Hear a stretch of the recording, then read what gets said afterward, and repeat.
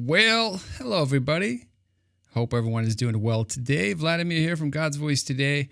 I have a couple powerful testimonies for you that I just recorded not long ago, maybe an hour or so ago. Powerful conversations. Didn't have very many conversations today, but the few that I did have were powerful. I will play them for you, but first, I want to wait for more people to join us. So let's see, it's 1:11 p.m. Eastern, so maybe the next 5 minutes or so, I will start playing this interview. But for the time being, let me give a shout out to some of the people. Aaron says, hello. Whitney says, yay, finally made alive. Well, welcome. Hello from Canada, Kimberly. Hello from Virginia. Let me know where you're joining us from. We have people from New York. Beth, thank you for joining us. So today I have a few powerful testimonies to play for you. Amazing testimonies. And it's coming up here in the next 5 minutes or so, waiting for more people to join us. For those of you that are watching this later, you can just skip ahead and watch them. Once I start playing them, we'll play them back to back. So, but for now, just want to welcome a few people here to the community, to the stream. Let's see who we got here in the chat rooms. Let me know where you're joining us from. Steve, hello from Houston. Hello, Steve. Hi from Belgium. Wow, so cool. We have people from Belgium. Texas is in the house. Indiana. Whit from Indiana. Let me know in the comments below where you are joining us from. I will be playing a couple powerful testimonies for you here in the next couple of minutes. And those testimonies are from earlier today, so fresh, never seen or heard before. And also one huge favor to ask of you, if you can like, subscribe, and comment below. Any kind of engagement kind of pushes the video out there to spread it further. So help me out a little bit. I'll wait a couple more minutes for people to join. Hello from New Jersey. Let's see. Rich says hello. Hello, Rich. Thank you so much for joining us. Hello from California, Deborah. I hope you're doing well in California. Hello from Georgia, the country. Wow. My Ukrainian friend, Vlad, my Ukrainian friend. Hello, hello. All the way from Georgia. South Carolina is in the house. England, Susan from England. We're going to wait a couple more minutes. I'm waiting for more people to join us on the live stream, and then I'll go ahead and play two powerful testimonies for everybody joining in. If you're watching this later, you can just skip all the way to the first testimony. And once I play them, I will play them back to back. But for now, I want to welcome some people to the chat. Hello from Croatia. Wow. Marina from Croatia. So cool. Norway.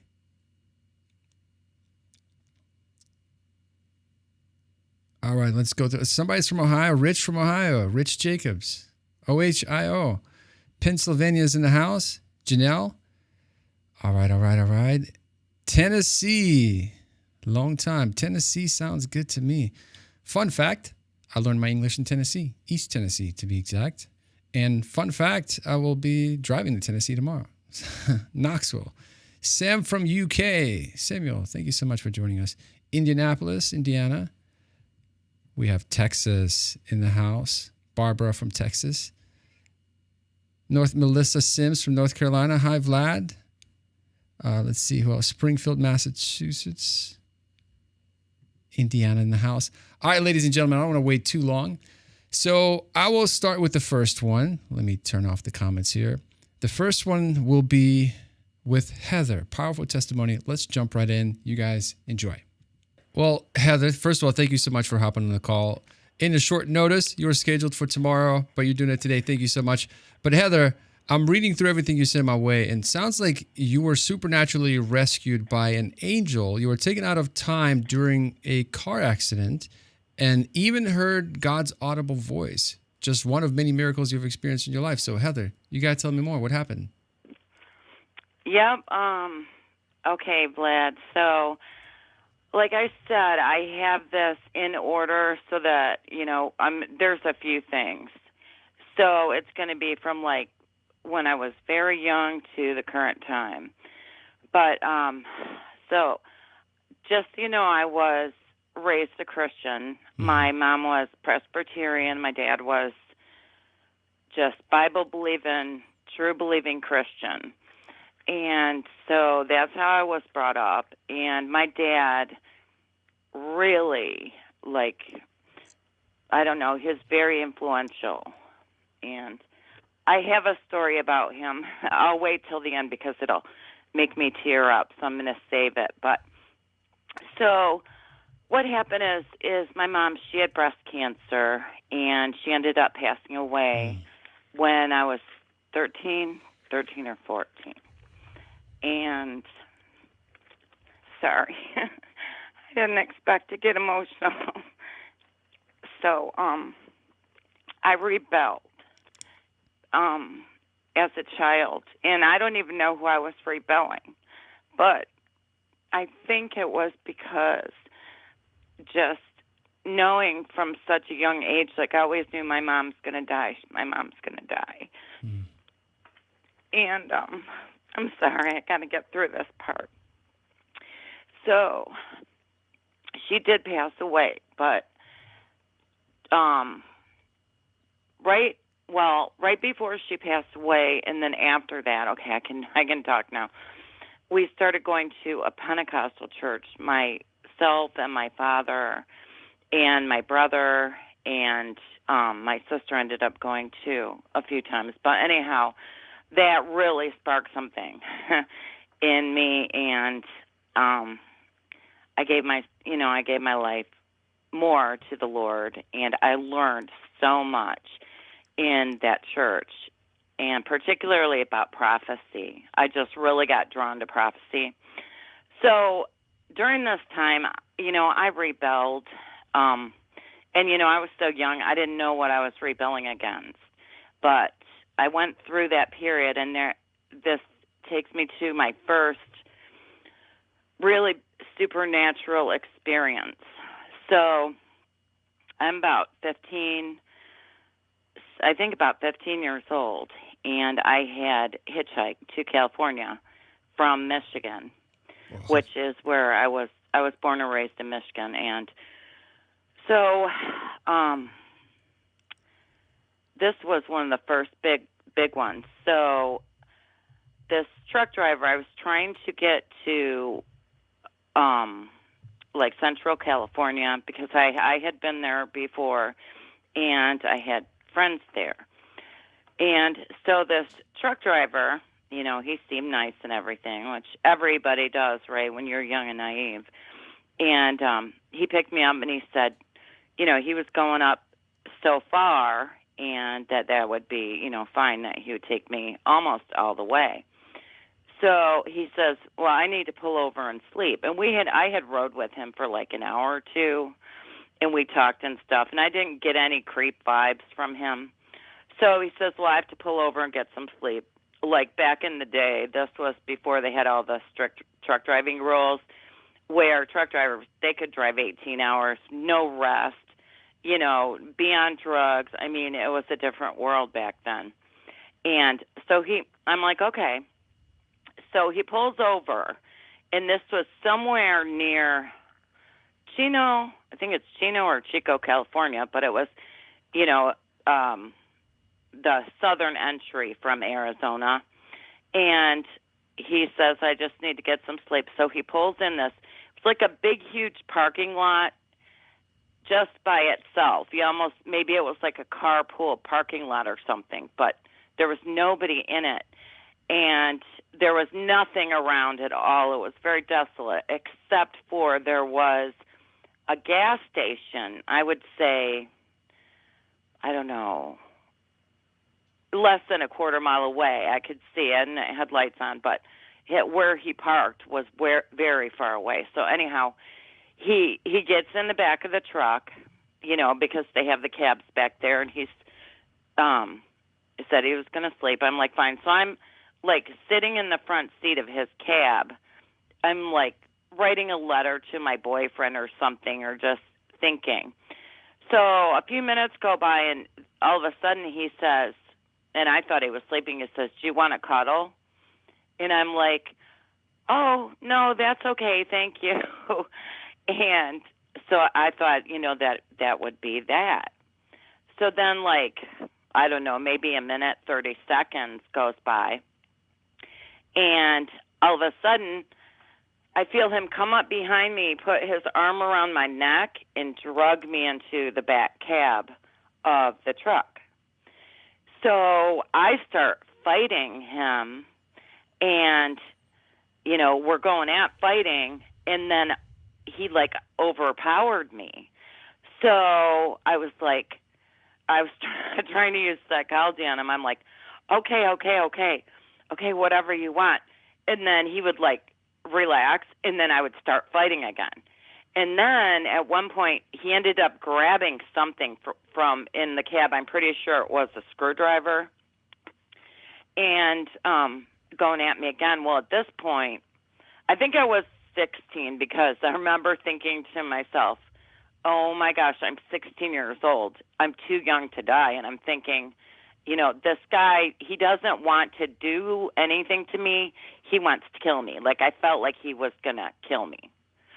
And so all of a sudden, because I remembered from being in that Pentecostal church that there's power in Jesus' name, I scream out, in Jesus' name.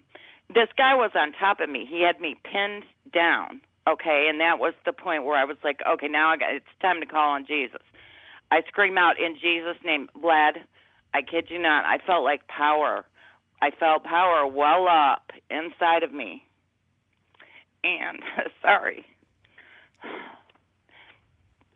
it's overwhelming. And somebody pulled him off of me. His arms were held up in the air, almost straight up, like bent at the elbows, but straight up, as if somebody had his wrists.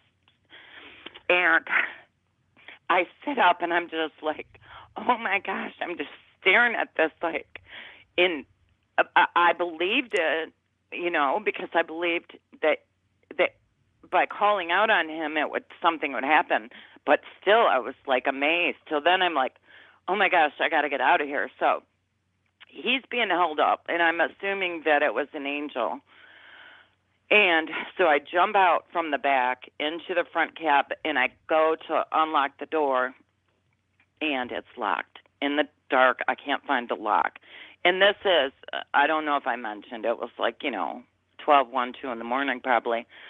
So I had to stop and think and look for the lock. I got it unlocked, and then I took off, and I ran to that gas station. When I got in the gas station, the cashier lady there, I'm like, call the police, call the police. She's like, you are the second woman this week that's come in here. And I'm just like, okay, but can you call the police? So long story short, they never caught the guy, and I'll end up there later, but they never caught the guy. But I think I actually saw him on a video about a truck driver killer back in that time period. And it's on YouTube. I'm not quite sure, but I'm pretty sure. But anyhow, so that was my very first huge supernatural experience. The second one was, so I had been in California.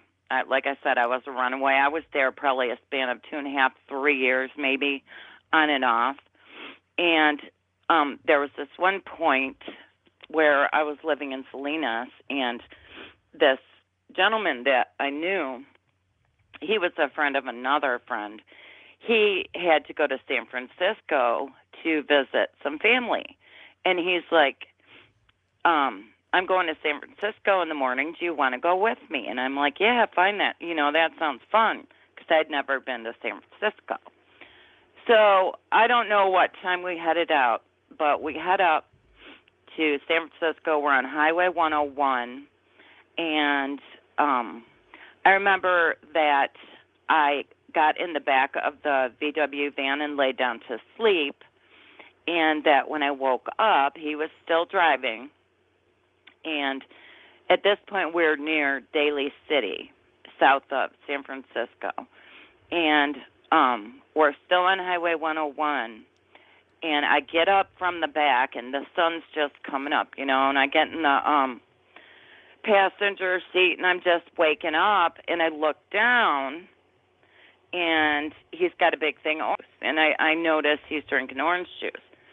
So I'm just sitting there, just waking up, and all of a sudden he starts, okay, on the right-hand side of us going north, on the left-hand side, there was like a mountain wall, and on the right-hand side, my side, was the ocean cliff. Okay, so I noticed the orange juice. Then he hits the mountain wall on the left, and then he swerves over to the right. And then I realized that's not orange juice, that's vodka. He's drinking vodka and orange juice. So, my mind's putting everything together all of a sudden. And then he hits the mountain again, and then he's coming back to the right-hand side where the cliff to the ocean is. And all of a sudden, I'm looking down. The cop said later it was 500 feet down to jagged rocks and ocean. And the people behind us said that we came about 2 feet from going off. But as I'm realizing this, all of a sudden, I'm thinking I'm going to die. And I've thought about this, lad, and I used to say that God stopped time, but I don't think he stopped time. I think he took me out of time. It just seems to make more sense because I remember everything around me being still, like everything stopped, but I was still, my mind was still going. It was like just like a frozen screen that I was in. And God says to me, Heather. Well, first I want to explain. It was like, how can I explain it? It was like a winding up or a unwinding, like that, like whoop, and then time stopped. And then he said, Heather, if I let you live, this is your last chance. And it was audible in my ear. It wasn't in my head. It was like I could hear it like I can hear you. And I said, I knew immediately because I wasn't living right. I was doing all kind of bad stuff, drugs, ran away from home, just bad. I said, okay, Lord, like I get it. I understand I'm doing wrong. And okay, and then all of a sudden, it was like woo, woo, woo, woo, and time started up again. Next thing you know, he had a VW Volkswagen van, like the old-fashioned hippie kind. Next thing you know, the whole van flips over, and my face smashed into the side passenger window when that happened. And then when I got out, the driver was laying on the concrete. He looked dead. His head was bloody, but he wasn't. He was fine. And then I crawled out of the windshield. And as I was crawling out of the windshield, then I heard in my spirit, God said, I have a purpose for you in the last days. Now, before I pause, I want to point something out that's very interesting, and I'm really going to try not to cry because I don't know why I get so emotional, but I always had this feeling when I was young because of my mom that I was going to die young, that I wasn't going to make it, because ever since I was like little, my mom had cancer, and I knew she was going to die, and for some reason, I just felt like I was going to die young. But when God said that to me, when I heard that in my spirit climbing out, when he said, I have a purpose for you in the last days, it took that fear away from me because I thought to myself, well, he's got a purpose for me in the last days. That means I'm not going to die young, right? So, and here I am at 56. And then there's one more. Did you have anything to say? I have No, one more. keep going. I'm taking notes. At the end, I'll have some questions, but I love so far everything you're sharing. Keep going. Okay. So then, years later, back in Michigan, I'm married, okay? I'm still married to the same man. I'm 56 now, but at this point, I think I was probably about 33, and we'd been living in our home that we purchased, and my kids, and we'd been there a while. And I had first got my computer then. So as soon as I got my first computer, like I was going crazy, learning just everything I could about the Bible and the end times and such. Well, this one night, I wake up in the middle of the night, and I couldn't move. I'm sure you've heard these millions of times, very similar. I couldn't move, and I immediately felt this intense sense of fear. But this fear was the worst fear I've ever felt. But it smelled like stench, like sulfur, and rotting corpses. I mean, anything disgusting you can think of. But it also had a texture, which I've not really had anybody describe that before. But this, because it was evil, is what I think. And it had a texture, like you could literally cut the atmosphere with a knife. So the next thing you know, after I feel that feeling, I'm awoken. I can see behind me two black figures. Now, when I say black, they were less than black. They were like void. There was like no substance to them. You know what I'm saying? It's not like you could reach out and touch like a black piece of paper. This was void to where if you could touch them, you would think your hand would go right through it, if that makes sense. But anyhow, I immediately realized they were demons. And the scary thing is, I could understand they spoke, okay, and I could understand them. They didn't speak English. It was a very strange sound, but somehow my spiritual mind could convert their language so that I understood it. And the one said to the other one, "What do you want to do to her?" And that really freaked me out. I'm like, and so I knew they were demons. I mean, by that point in my life, I knew a lot about a lot of things. And I said, "You have no right to be here. I'm a child of Jesus." I couldn't say it because I was paralyzed. But I knew in my mind if I could hear them, then they could definitely hear me. So I said, "I'm a child of Jesus. You have no right to be here." And immediately they were gone. And then I asked the Lord, like I told my husband the next day, I told everybody, and I was like, "Lord, why did you allow this in my house? Like, you know, our house is, like I pray over it and everything." And about a week later, I was cleaning out my daughter's closet, and what do you know, I found a Ouija board. Her friend had come over for her birthday and brought this Ouija board and left it in my daughter's room. They never used it, my daughter said. But I think that's how they got into my house. So I obviously destroyed it and got rid of it. And also during that time, my daughter saw shadow people in her room. So I think that was from the Ouija. Absolutely. So, something opened the door for sure. Yeah. Oh, my gosh. Let me think what else I have. Oh, and then there was, oh, Lord, there's so much in my life, but I'll share one more. I was walking down the stairs. My husband was gone out of town, and I was very, at that time I had a lot of anxiety, and he was out of town, and we had just moved to Tennessee, so this was like 18 years ago. Well, we have scorpions here, and I was always afraid. I don't know if I'm allergic to them, like if I stepped on one or if one bit me, like could I be allergic? I just had irrational fear. But my husband was out of town, and my daughter was here, and this night I'm walking down the stairs, and I get to the landing because we have like stairs, landing stairs. I get to the landing and I hear, "There's a scorpion on the step." So I looked down, and like 4 steps down from me, there was a scorpion. And I was just like, "Thank you, Lord," because that would have been bad if I'd have stepped on that scorpion and my husband not being here. And, you know, I would have been like freaking out. I've since been stung, and it's like not even as bad as a bee sting, but at the time I would have like freaked out.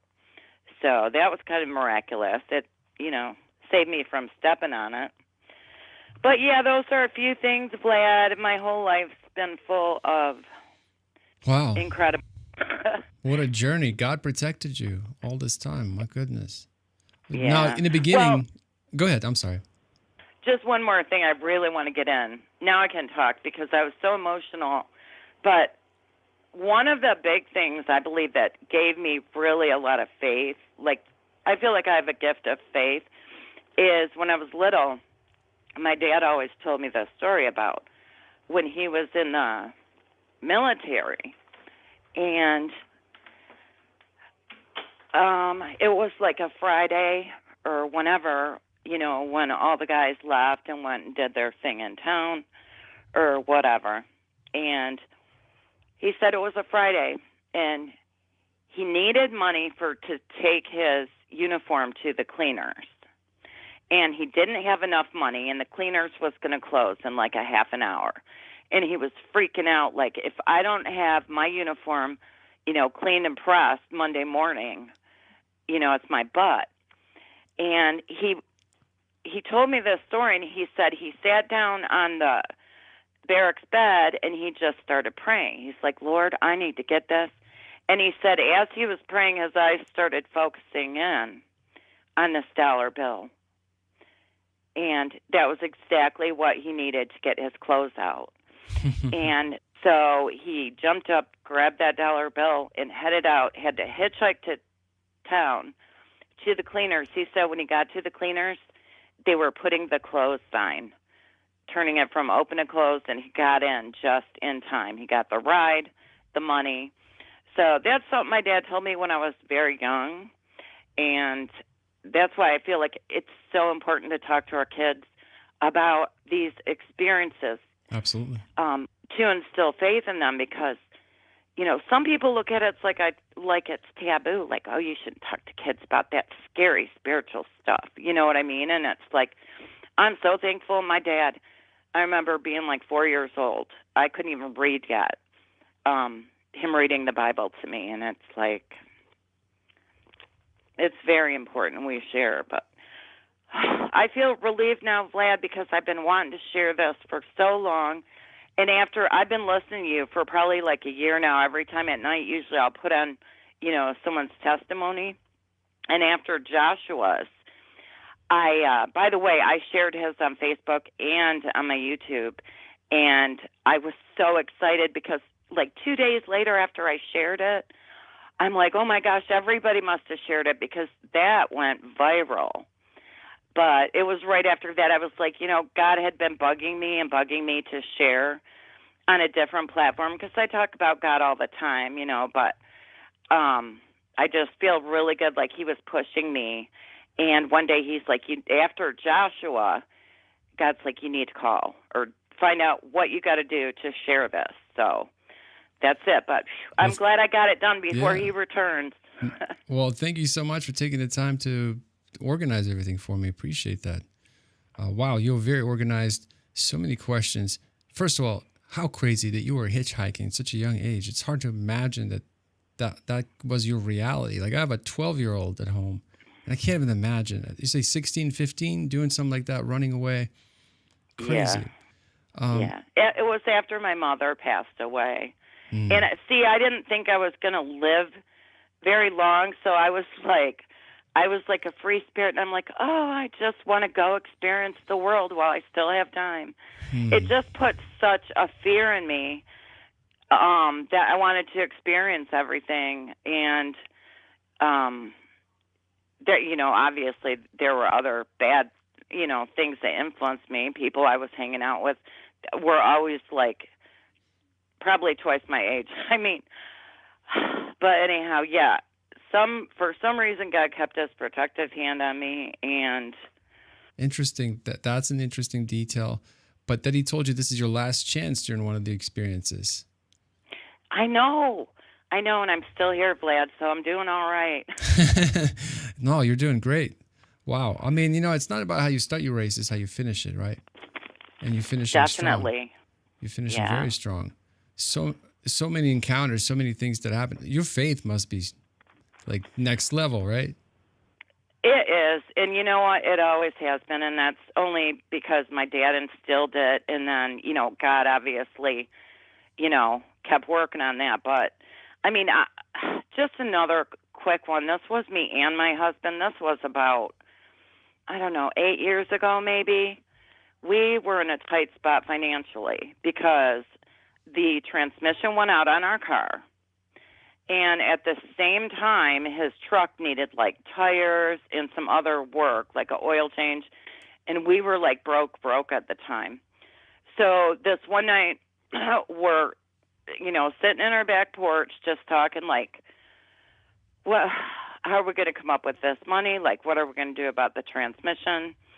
And I said, you know what, Jeff? I said, let's just pray. I never have been one to pray for money. And you can tell because I haven't been real prosperous my whole life. It's not been about money for me. But I've never been one to really pray. I said, Jeff, but we really need this. Like, we're going to pray for money. So that night, and when I say something like that, I know that God heard it right then as our prayer. But I said, make sure you pray. So I ended up going to bed. This was like 2 days before Christmas.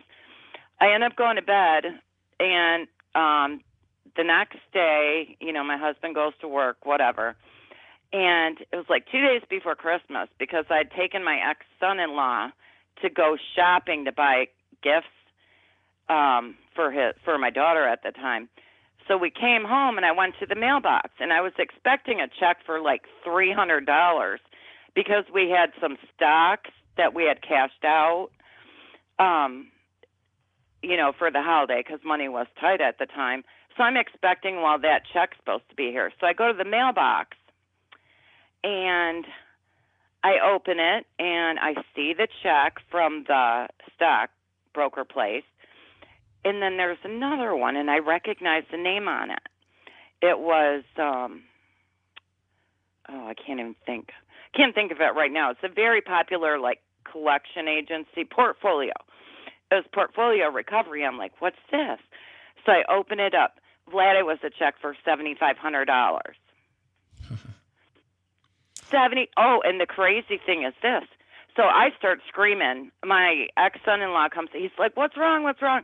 I'm like, oh, my gosh, freaking out. So I go and call my husband because I'm like, he's going to be so relieved. I had to call him and tell him. And the crazy thing is like the next day, because he has worked with all the dealerships around here, the Nissan dealership guy that he knew said, well, bring it in. It might be he said, what's the VIN number? It might be under warranty. Vlad, that whole transmission was going to be $5,000. It was under warranty. So we didn't have to get a new transmission. Nissan paid for it. Or not warranty, recall. Something was wrong with it. So it was covered under the recall. 2 days before Christmas. Love when that happens, right? Which reminds me, a quick story. Something similar happened to me. This was years ago. I'm 38 years old now. But when my wife was turning 21, it was her birthday. And I invited all these people. I think I had like a sushi birthday where I was going to roll this sushi. We were going to do all this stuff. And right before the birthday, we were both at Ohio State University. And my bank account just got wiped out. And I had all these people invited and rent was coming up. And so I went in the closet and I was like, Lord, I'm being responsible. I'm doing everything I'm supposed to do. Like, I am broke right now. I really need a miracle. Like, this is a good time for a miracle. And I kid you not, Heather, I go to the mailbox the next day. When you said mailbox, the same thing. I open the mailbox and all these checks coming in from Ohio State. I remember something about these grants and something I overpaid for tuition. I'm like, oh my gosh, it was exactly what I needed to pay for my rent. And then, but I still had the birthday party. So then I went to the closet one more time and I said, well, Lord, thank you. Appreciate it. A huge favor. But I have all these people coming to the birthday party and I have no money to buy the sushi. It's not cheap. Right. And so again, I go to the mailbox and there was another something grant, and it was exactly to the penny that I needed. Oh my goodness. Money-wise. And anyway, so it's amazing how God does these little That's things, amazing. right? And I had this expectation. I knew that He was going to come through. It was just I had to humble myself and ask. And sometimes asking yourself receive. Sometimes it's just something as simple as just humbling yourself and asking. Yeah. Well, my goodness, Heather, you've been so generous with your time. But it's interesting you mentioned shadow people. I was choked by Yeah. those shadow people. I can definitely relate. But Ouija board, oh my gosh, if I had $1 every time somebody told me that they did the whole Ouija board experience and Well, I something. just watched the woman who. Yeah, just yesterday, the app, right? Yes. And you know what? I think you made the right choice by airing it. But people need to be warned. That's not typical. It's not typical.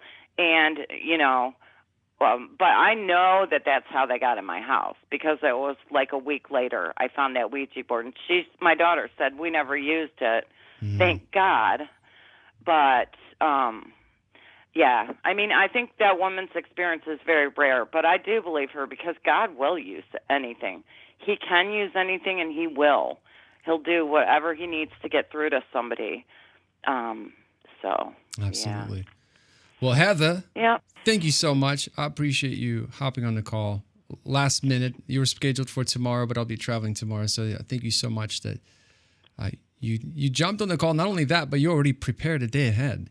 That's amazing. Thank you so I much. did that this morning. That's awesome.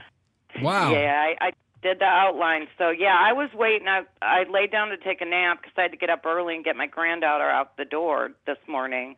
And I thought, when I get up, I'll check my email and see if he got it. So yeah, that's awesome. So it's out of the way, and I feel so relieved, because I felt like God was really telling me, you need to share this. And you did a great job. So. Great job. You're such a good Well, storyteller. thank you. And it will be a blessing to so many people. And speaking of people, for everyone watching, kind of like to bring this conversation to a close the loop on everything. So you've had this journey, right? You went through this life. If you had to kind of narrow it down to one or two major lessons that we can all learn from your experience so we don't make the same mistakes, what would those lessons be? Well, number one, know that that Jesus is God, and that in order to be with Him forever, you need to believe in Him. I mean, there's nothing more important than the gospel, right? So that's number one. But number two is probably pray. Whatever you feel you need, if you need more faith, pray for it. If you need compassion, ask for compassion. That's something I prayed about years ago. I realized I was kind of getting a bad attitude, kind of like prosperity type attitude, and I prayed to God. I realized that I was not being compassionate. I was, and I prayed for compassion, and boy, He gave it to me.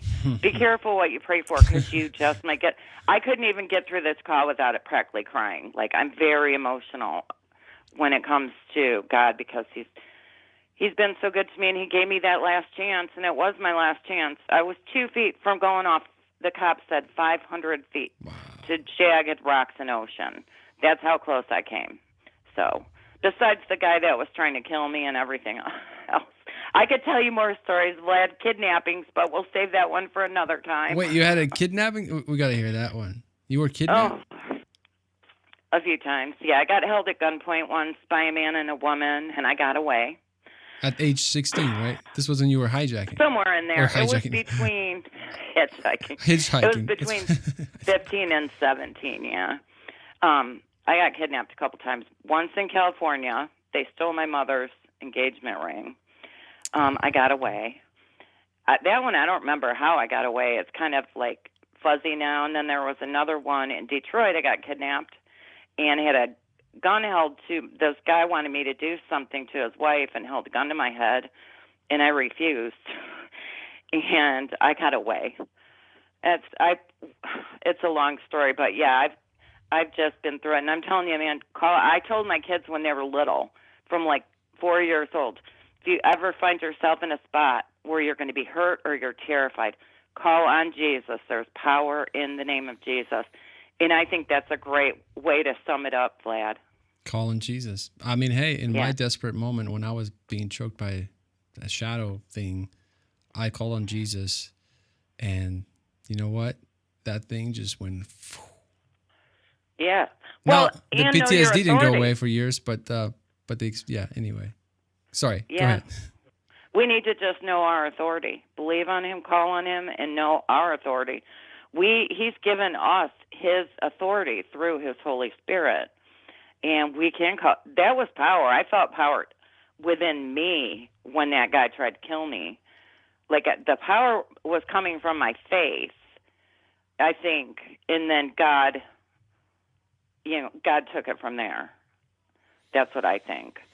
But, I think many times, like, how I could have been one of those women that ended up dead. Like I said, I think there's a video about the guy on YouTube. He's got glasses. He was a truck driver killer back in the time I was hitchhiking.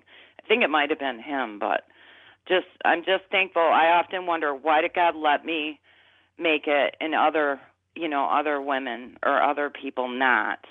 But, I don't understand the mind of God. But I do wonder anyhow. sometimes if those other victims had kind of like, the Lord spoke to you and said, this is your last chance. I wonder if the same thing happens to everybody. Maybe God does warn them. I mean, they just don't take it seriously. Yeah, I think in some cases, yeah. Other times, I think people just get turned over to a reprobate mind after so long. But yeah, so. All right, Vlad, this has been great. I feel so much lighter. Awesome. Well, Heather, this was awesome. I really enjoyed this. There's so many nuggets, so many lessons. Hopefully everyone watching, listening, hopefully you guys are taking notes, learning a lot from Heather's experience. Are we live? Oh, we're not live right now. Okay. This is pre-recorded, but later on today, I probably will play it live. But, cool. I'll check it out. Yeah, absolutely. Heather, thank you so much. We'll stay in touch. God bless you. Thank you, Vlad. Take care. A great night. Bye-bye. Bye-bye. All right, everybody. And I'm back. I just looked in the chat room, and I see Heather is in the chat room. She said, it's me, or that's me. And then she said, wow, that was fast, Vladimir. I work very fast. Thank you so much for sharing your testimony. It was powerful. Somebody's asking, Vlad, are you from Ukraine? I am from Ukraine. I'm from the capital, from Kiev. Moved to the United States when I was 12 years old back in 2000. Long time ago. Well, hopefully you guys are enjoying. I have one more coming up here, and this one is powerful too. All of them are powerful, but this one, the sound was a little, at times, was a little patchy. I'm reading the comments as this interview or the conversation was happening. Some of you were experiencing sound issues. I'm not sure why that's happening. I tested on my phone. Everything was coming through fine on my phone. So hopefully you can hear. It looks like Melissa Sims, one of the leaders in our family.godsvoicetoday.com community, totally free, by the way. She said, the sound is better now. Thank you, Melissa. Appreciate it.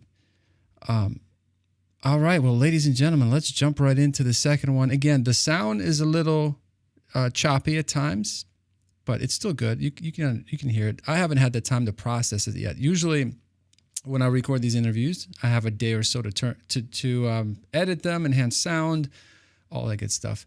These conversations just happened like an hour or so ago, not long ago.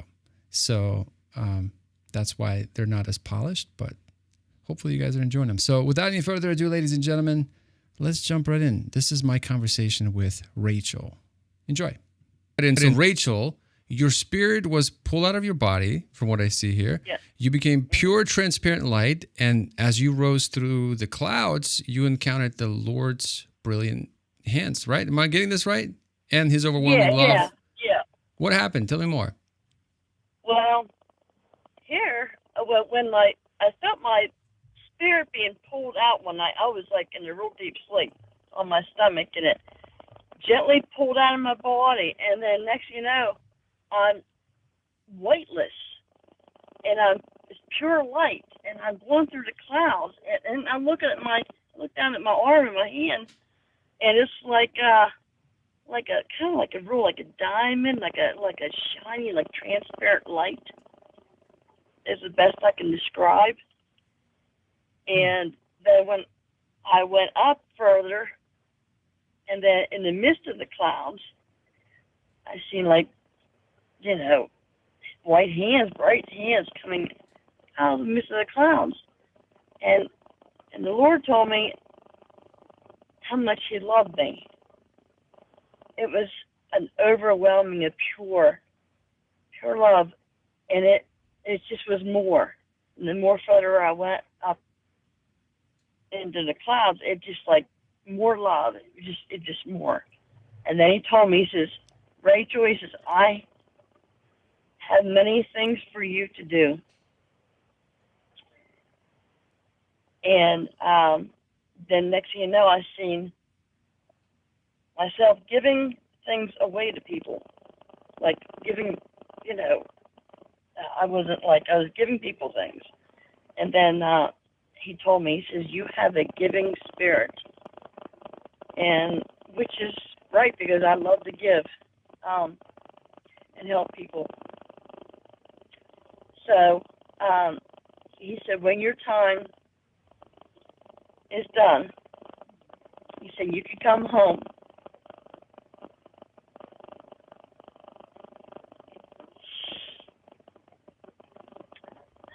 Sorry. But it was I didn't want to go back because I had a lot of shoulder surgeries and a lot of pain. And when my spirit went back into my body gently, and then I could feel my heart beating again, and I'm breathing again, and then all this pain coming back again, and then I felt arms wrapped around me and helping me up, sitting up in bed. And I just felt love, just being comforted. Because I was crying, and I just didn't want to come back in this body. I just want to be with the Lord, that's all. And, but yeah, this really happened to me, and I've had other experiences in my life. I'd love to hear more about other experiences as well. Tell me more. Okay, when I was 3 years old, I can remember this like it happened yesterday. We lived in a trailer and a lot of windows, and I got up. It was in the middle of the night, and I seen angels walking right around. I could see them one after another, but they were like bright, like lightning, bright. It was any human shape, you know, like form. But they were walking one after another, right around it. You know, I see them coming on the other side. It was, and I went and told my mom, I see angels, you know. And my mom, we talk about it all the time. She says, I remember you telling me that. I said, yeah. She said, well, we had to move because my grandpa lived up in the road behind us. He drank a lot. And my older sister, she was molested by him. And he would, one day he took me, I was a year old, and he grabbed a hold of me, and he rolled on the ground with me, and my dad had to, you know, grab him. I mean, it was not good. So we had to move, and we moved off the mountain. And I've had, there's another time, see, I was married for 25 years. I'm a widow now. Mm-hmm. My husband was both physically and mentally abusive to me throughout our marriage. He almost killed me like 3 different times. And I forgive him now. I forgive. Because we're supposed to. And one day, see, I was going to college. I was working, going to college, doing my schoolwork, and my husband wanted to bust my computer, and that's the computer I used for my schoolwork. And here, he he was upstairs yelling, screaming up and down the stairs, and then here I come out. Well, I come out of the bathroom. I'm thinking he was trying to throw my computer out the window, out the door. I mean, porch door. And I went to go out the porch, and here it was like maybe like 9 foot tall. I mean, an angel, like picture like the Invisible Woman or Wonder Woman, like transparent. Mm-hmm. Okay, it was like that standing right there, and it had a sword in its hand. And since I felt like that angel wasn't very happy. The angel was waiting for him to come right through that door.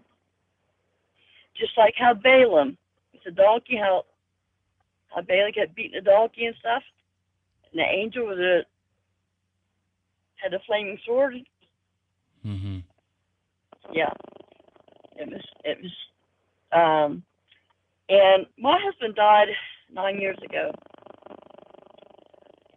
He had an experience. This is like before he died twice in the hospital in 2001. And that was one day I come in there and they took the tubes out of him, and then because he did not want to wake up.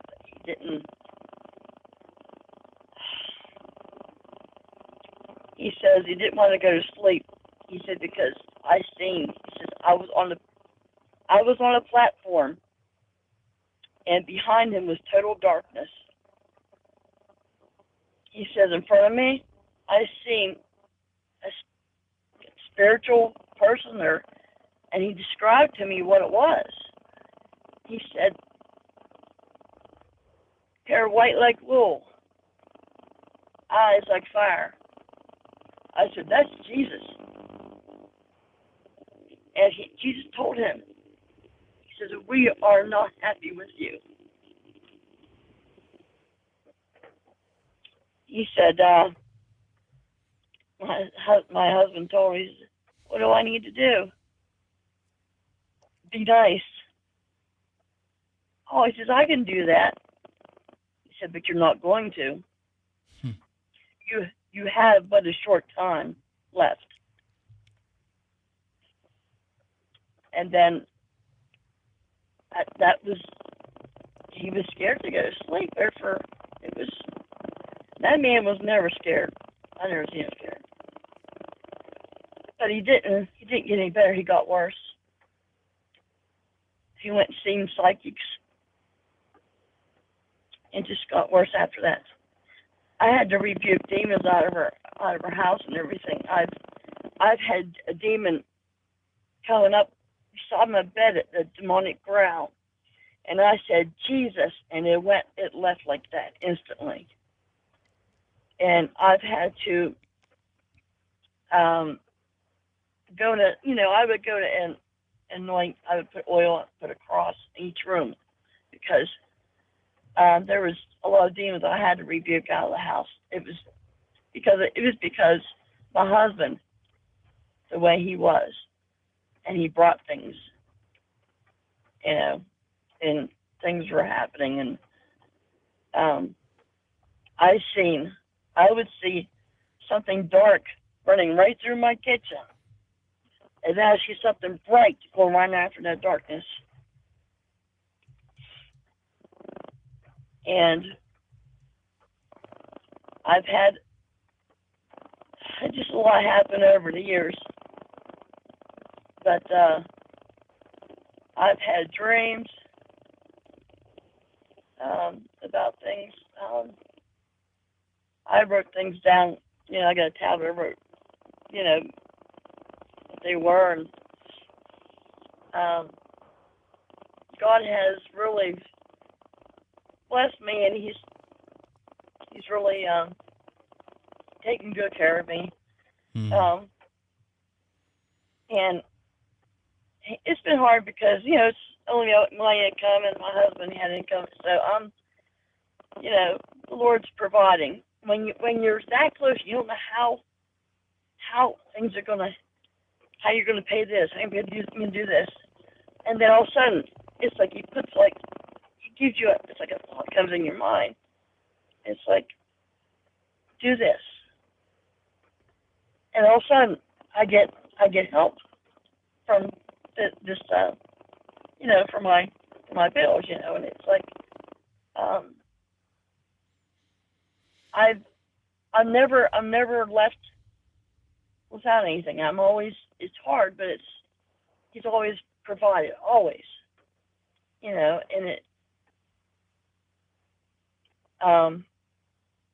I am really, I'm just so thankful to God for everything. Rachel, I've been through a lot.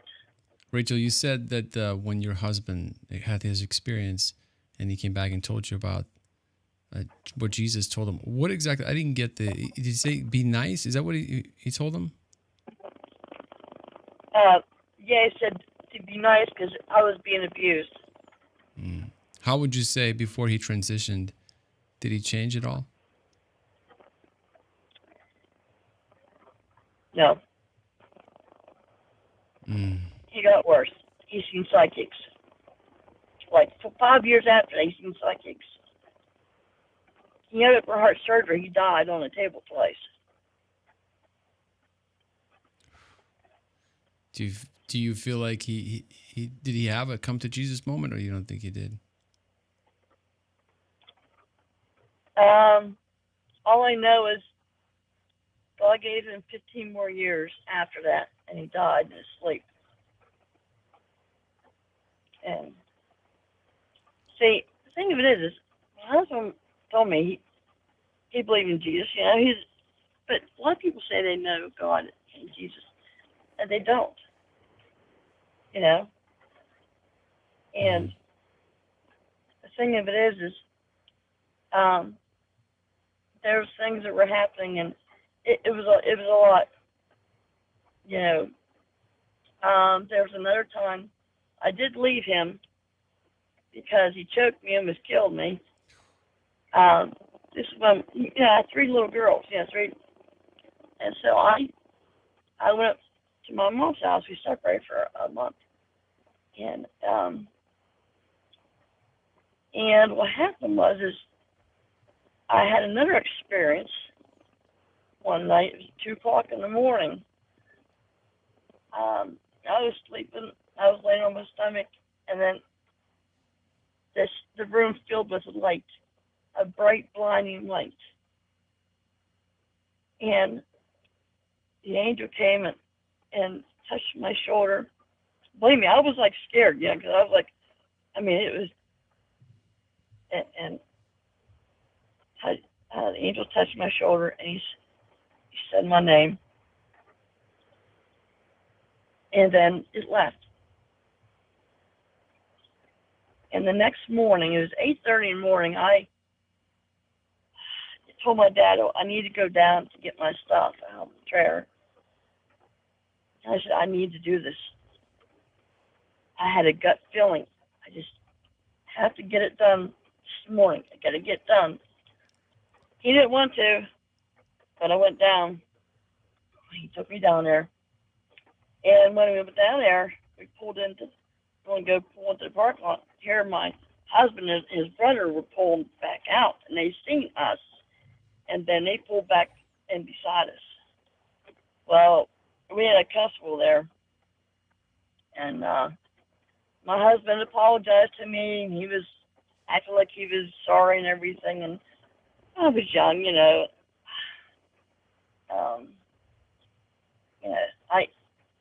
I went back. And to make it short here,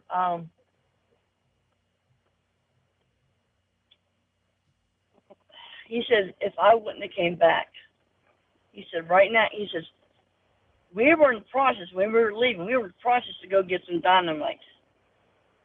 He said, you and all your family are all gathered. At Thanksgiving, Christmas, we would do one or the other. He said we'd put dynamite underneath the trailer and blow throw that trailer in pieces. It would have been gone. He said, then I would have killed myself. Whoa. Wow. So, even though I had God protecting me, He protects me all the way through.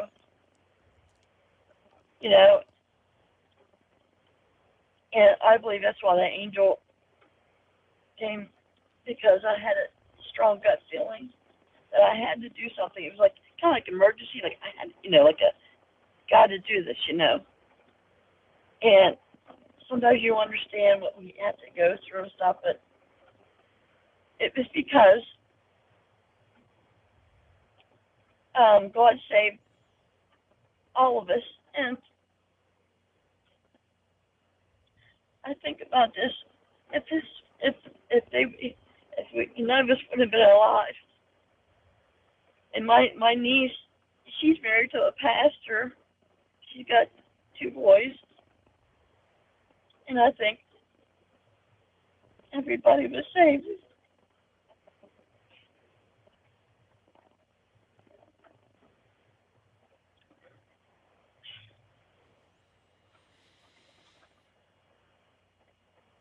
So my husband died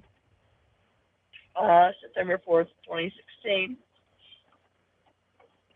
and he died asleep. And my dog came over and started crying,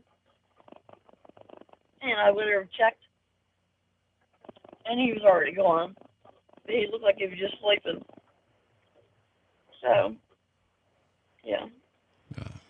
Wow. Well, Rachel, wow. What a journey. What a journey you